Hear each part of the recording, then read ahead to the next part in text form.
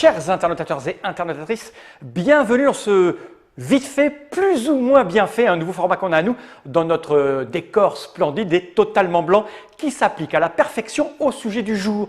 Aujourd'hui vient d'arriver sur iOS et Android la version numérique de Splendor et nous l'avons téléchargée et nous allons regarder ce que ça donne, en tout cas sur la version iOS puisque j'ai devant moi un iPad dans lequel j'ai téléchargé l'application et je vais la lancer et on va regarder vite fait à quoi ça ressemble, histoire que vous sachiez si c'est pour vous ou pas, si les 6,99 € je crois que ça coûte, valent la peine d'être investis ou pas.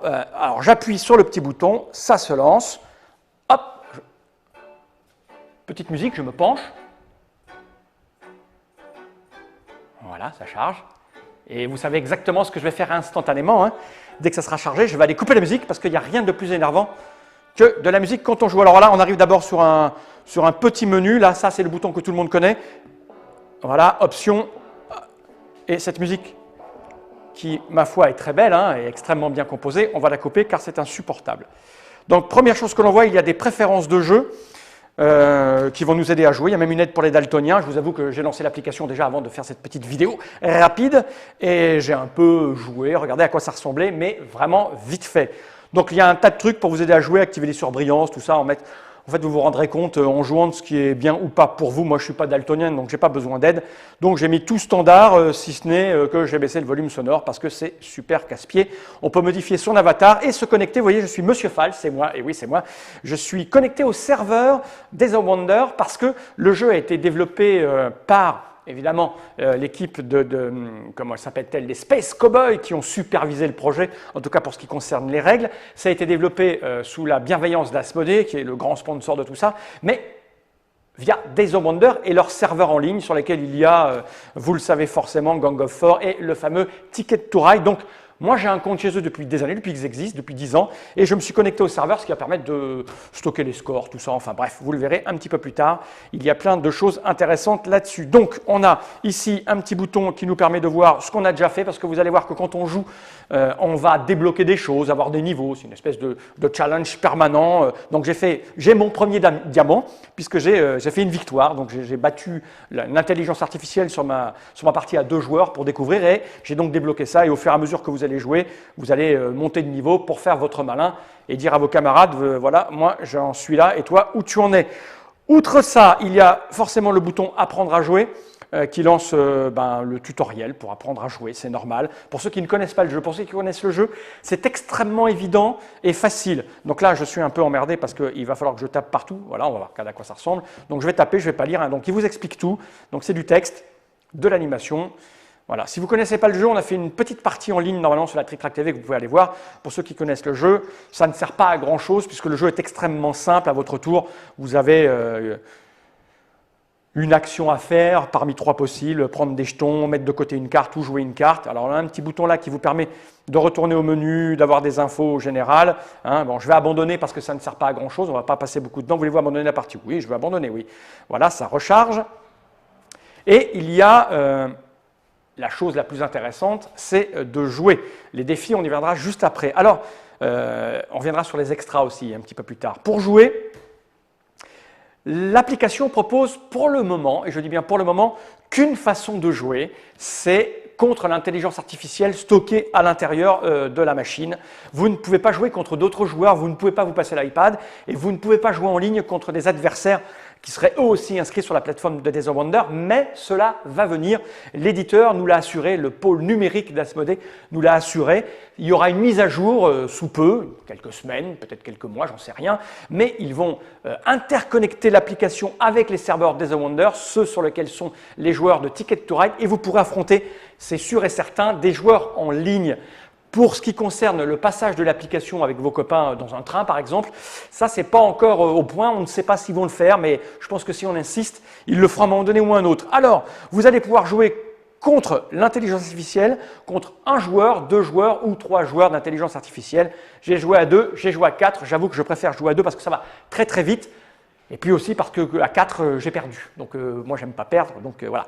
Donc comment ça se passe? Eh bien, c'est simple. Là, il y a moi. Hein, et puis là, il y a la dame. Elle est équilibrée. Alors, on peut rajouter des joueurs, hein, un spécialisé, un opportuniste. Alors, j'imagine que le choix aléatoire, aléatoire secret, voilà, c'est les caractéristiques liées à l'intelligence qui va jouer, plus ou moins agressive, plus ou moins intelligente. Alors moi, je ne veux pas jouer avec ces gens-là, donc je le vire et je le vire. On va faire juste regarder à quoi ressemble la partie. Je pense qu'on fera une autre vidéo où je vais jouer. Donc à 2, c'est simple, hein, on va lancer la petite partie. Donc ça charge. Et là, c'est exactement comme dans la vraie vie. Vous avez les piles, vous avez les cartes, niveau 1, niveau 2, niveau 3. Alors si vous ne connaissez pas le jeu, hein, ça va être un peu compliqué de regarder et de comprendre ce qui se passe, mais si vous connaissez le jeu, vous allez voir, c'est extrêmement simple. La pile de jetons, c'est à moi de jouer, donc à mon tour, voilà, c'est tout simple. Hein. J'analyse parce que je suis intelligent et malin ce dont on a besoin ici. Je constate immédiatement qu'on a besoin de bleu sur 2 tuiles. Là, on a besoin de blanc ici et ici, de rouge, donc je vais prendre, je regarde ce qu'il y a là, voilà, donc je veux dire que je vais prendre un vert, et puis je vais prendre, il a joué avant moi ce fumier, donc si j'appuie ici, je vois ce qu'il a déjà pris. Hein, et puis on va dire, je vais jouer au pif, on fera une vraie partie plus tard. Donc je prends ça, et puis je vais prendre du blanc ici, voilà, et je passe mon tour quand je suis sûr que je peux remettre là, hein, si je ne suis pas certain. Voilà. Et vous allez voir, c'est extrêmement intuitif et ça va très très vite, et ça m'affiche en bas ce que j'ai en stock, donc un blanc, un vert et un truc. Alors il y a un réglage de l'intelligence artificielle, on peut lui demander de jouer plus ou moins vite. Alors moi j'ai mis tout à fond, parce que c'est chiant d'attendre, donc j'ai mis tout à fond. Donc lui il a déjà joué, je vois ici qu'il a déjà un certain nombre de couleurs stockées, c'est à moi, je peux essayer de deviner ce qu'il va vouloir, mais on s'en fout là, on est là pour voir l'ergonomie. Donc moi j'ai quoi? J'ai déjà un bleu, un vert, non j'ai pas de bleu, j'ai dit que j'ai pris ça, j'ai besoin de noir pour commander là. Écoutez, on va faire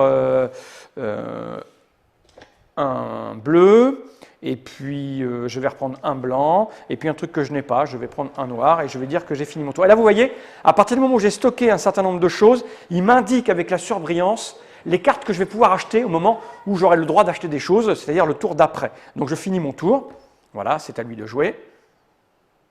Il réfléchit vite, hein. Hop, il reprend des trucs. Et là, c'est à moi. Donc par exemple, je sais que je peux prendre ça, donc il suffit de cliquer dessus.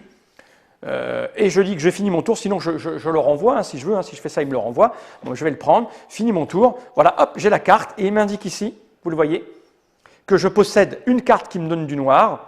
Alors je dis noir, moi, parce que je suis ce genre de joueurs qui sont fous du monde dans lequel ils jouent. Alors les spécialistes vous diront que c'est, je sais pas, de l'émeraude, j'en sais foutre rien. Mais moi je dis du noir. Là, c'est maintenant à moi de jouer. Donc lui, il a acheté une carte qui lui permet d'avoir du vert. C'est à moi. Je peux acheter le bleu, donc je ne vais pas me gêner, je vais prendre le bleu tout de suite. Voilà, puisque d'avoir un noir et le machin. Voilà, je vous passe les détails. Hein. Alors à tout moment, je peux aller régler des choses là. Il me donne des informations sur le joueur adverse. C'est le point de prestige qu'il faut atteindre. Donc c'est 15 ici. Le temps de la partie, parce que vous allez marquer des points en fonction de la durée de la partie, en fonction du nombre de tours que vous avez mis pour gagner ou perdre.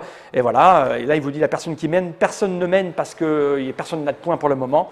Et les détails de points de prestige si je veux, de quoi j'ai besoin, etc. Ce qu'il a, voilà, je vous passe les détails. Hein. Je peux fermer. Et je peux abandonner la partie en cours de route. Donc voilà, il achète ses trucs, etc. Je vais faire un truc, je vais mettre une carte de côté par exemple pour vous montrer comment on met une carte de côté. Il suffit de cliquer dessus. Voilà, il m'a pris le petit point qui va avec parce qu'il maîtrise parfaitement les règles. J'ai fait n'importe quoi, hein, donc je dis fini mon tour. Voilà, il va, et ainsi de suite. Donc ça ressemble exactement aux sensations qu'on peut avoir en vrai, sachant qu'à 2 joueurs, ça va très très très vite. Les parties sont assez rapides. Je vais abandonner parce que ça ne sert à rien.